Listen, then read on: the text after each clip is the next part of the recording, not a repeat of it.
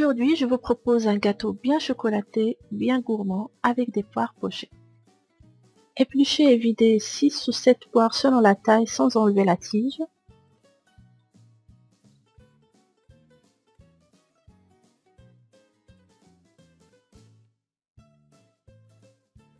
Versez l'eau dans une casserole. Ajoutez le sucre, le jus de citron,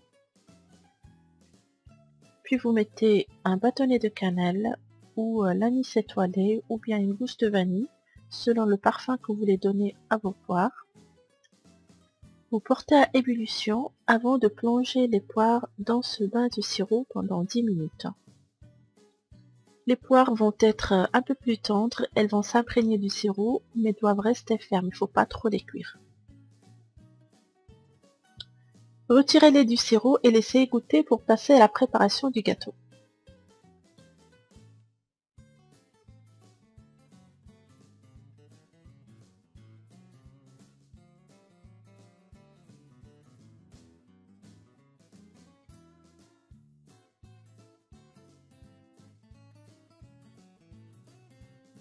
J'ai ici du chocolat avec 2 cuillères à soupe d'extrait de vanille que je vais faire fondre. Dans un récipient, je mets le beurre ramolli avec le sucre et je vais travailler le tout pour que ça soit crémeux.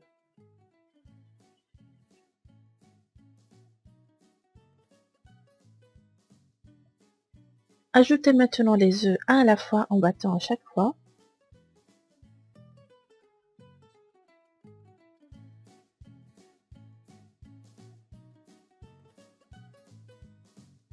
Ajoutez le chocolat et continuez à battre pour bien l'incorporer à la préparation avant d'ajouter les ingrédients secs, donc la poudre d'amande, la farine tamisée avec la levure chimique et le cacao. On va bien sûr continuer à mélanger pour avoir une préparation homogène.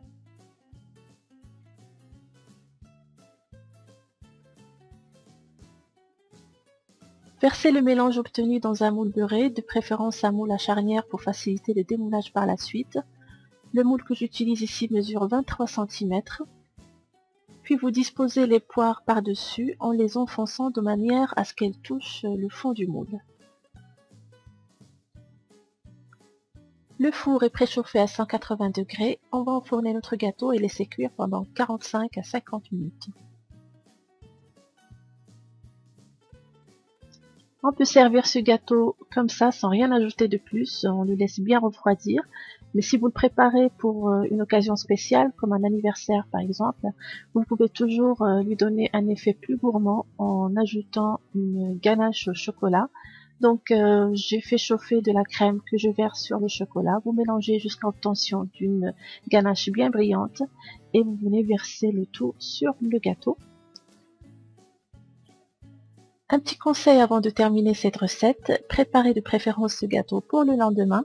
Vous le gardez au frais et vous le démoulez le lendemain. Il aura une meilleure texture, sera plus ferme et facile à démouler et à découper et le goût sera encore meilleur. J'espère que cette recette vous a plu. Je vous dis bon appétit et à la prochaine.